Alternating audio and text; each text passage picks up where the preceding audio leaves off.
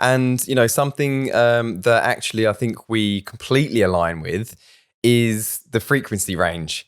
Because a lot of devices out there, a lot of PEMF devices will go into the thousands of hertz, and they claim there's lots of different benefits for for these thousands of hertz. We've capped ours off a range between 1 to 100, which is, the same range that Curatron have. So, in your opinion, why do we only need 1 to 100 hertz when it comes to the frequencies? They have proven to be the most effective. As simple as that. For instance, I'm going back to the example I gave from transcranial magnetic stimulation, for instance, for treatment of depression. I attended a training course specifically for application of transcranial magnetic stimulation. And one of the courses given was a professor who is from Australia, who is very versed and has extensive experience in these kind of treatments. And he himself admitted that we don't know which frequencies work the best, but has proven that simply frequencies for this application between 1 and 5 hertz, or 1 to 5 pulses per second, seem to have the best results. Now, it's proven that frequencies, higher frequencies, for instance, used for physiotherapy, shortwave devices, microwave devices, heating the body of certain part of the body, internally work with much higher frequencies, and they are effective for the specific application because they create heat or warm inside the tissue. That's not our purpose. We want to stay away from heating up the tissue with PEMF. And if you use very low intensities between 1 and 100 hertz, 100 to 200 pulses per second, those are definitely the most effective, and possibly even not higher than 15 hertz or 20 hertz, which are the most effective frequencies. But having said this, it's important that you treat not only with one frequency, but I think you might ask later on also about this. What about why you wouldn't use high frequencies? No, why you wouldn't use one frequency only? Oh, yeah. I mean, we can talk about it now. Why wouldn't you use one frequency only? Okay. The gurus are in disagreement. It's purely commercial, and I think it started out in Italy. There are many, many manufacturers in Italy of magnetofield therapy, as they call it, and also in Germany. I think I can easily line up 30 companies in Germany who have these kind of devices. And they started out by claiming that specific area of specific application, a liver, a heart, or brain, or whatever, needs to be treated with a specific frequency, which is wrong, because everybody is different. And not only that, but also when you are using one frequency over a longer period of time, the body gets used to a specific frequency. I like to give an example, for instance. When you are sitting in a plane and you are flying, the first 10 minutes you hear the motor, a noise, and it disturbs you, or you put on headphones or whatever. But after half an hour, you don't hear it anymore. You don't notice it anymore. You do hear it, but you don't notice it anymore, because the body adapts to hearing disturbances, and which is PEMF. PEMF is disturbance of the cells, disturbance inside the body, and you get used to it. So I read up on it yesterday coincidentally, and I read an article that the body gets used when you use it for more than 6 minutes to specific frequencies. We're talking about higher frequencies, but also for lower frequencies, it has the same effect. So you should always treat the body or a specific area with different frequencies. And how you're doing that, that's a different story. You want to hear that story now as well, I see you? Go for it. Okay.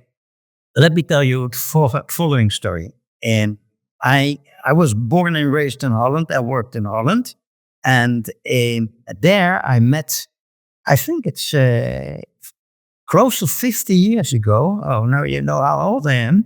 Close to 50 years ago, one of the inventors of the magnetfeldtherapy, as they say it in German, and he was a very, very clever scientist. And he came to the market with one of the first devices. And we met him at an exhibition.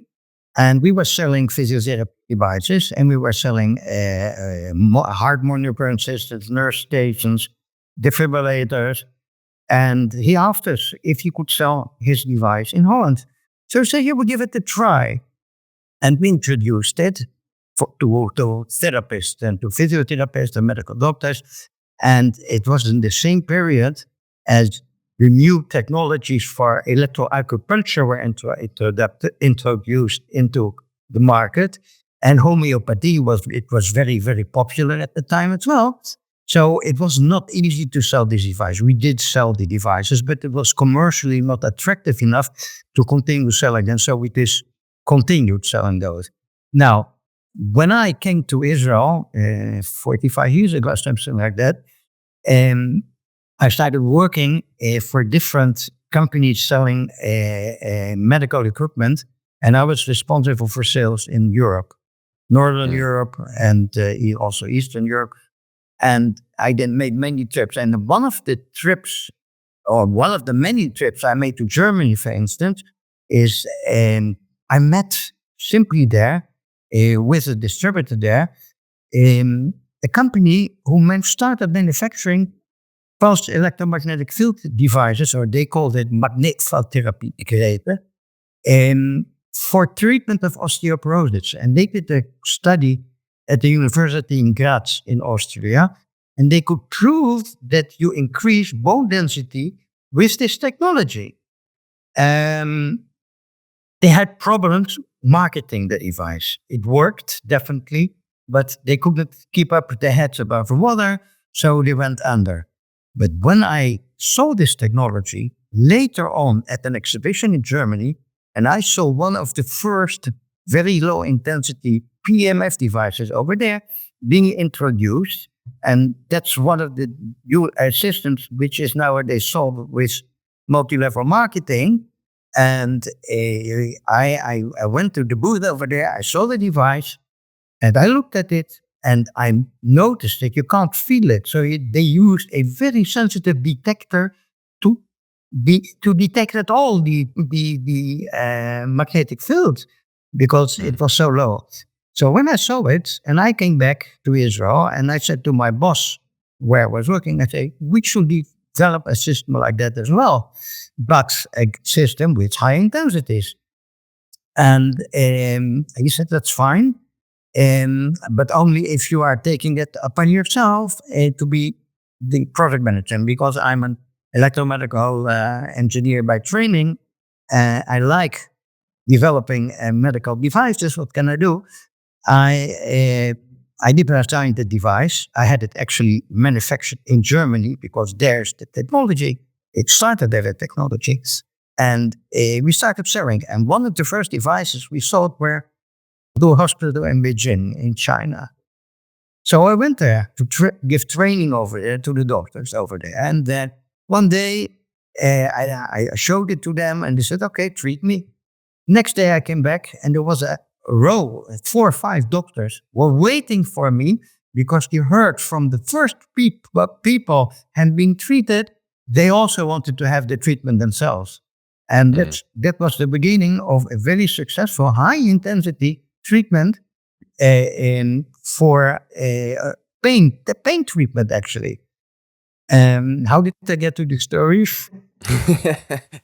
You went off the bike, off the track. Yeah. Okay. So one of the trips I made was in Germany. I met with one of the another of the people or scientists who actually used or had invented, and he had a lot of patents for inside the body implants being stimulated with pulse electromagnetic fields.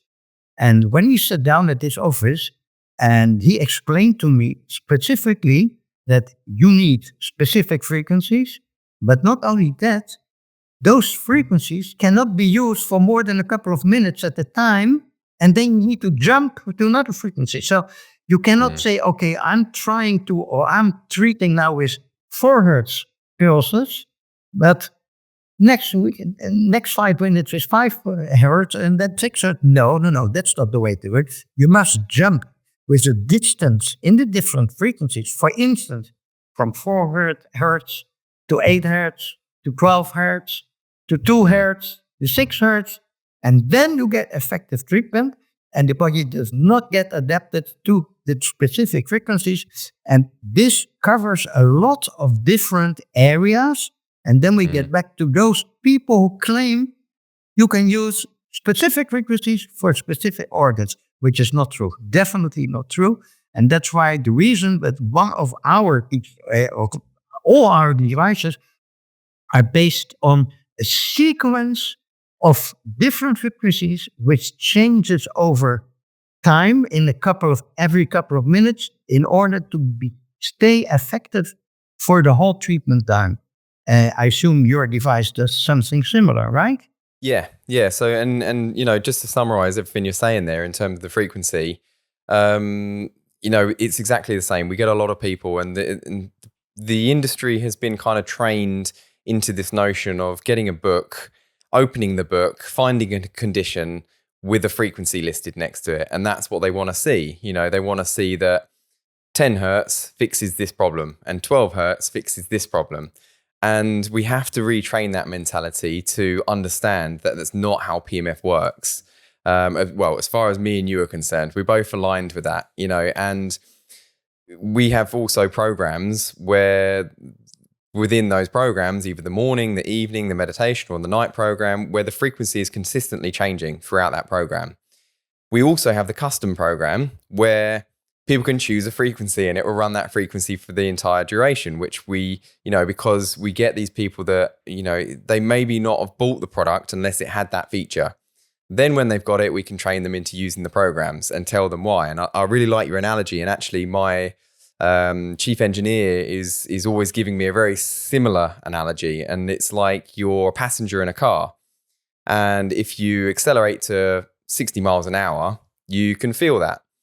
If you sit on the motorway and sat there for 60 miles an hour continuously for the whole 20 minutes of your session, you're not going to, you start going into that dream state and drifting off, and, and you almost don't know it's happening. But if every 5 seconds you're changing your speed, you're going to know that, you're going to understand. And as a passenger, you're going to say, why do you keep putting the brake on? Why do you keep speeding up? Why do you keep changing all of this? And your body's doing the same. The cells are doing the same, and they're able to react to that therapy. If you've only got 10 minutes or 20 minutes to apply to your session, you want to maximize it. So you want to make sure that it's changing frequency throughout that session. And I think that's a nice analogy. So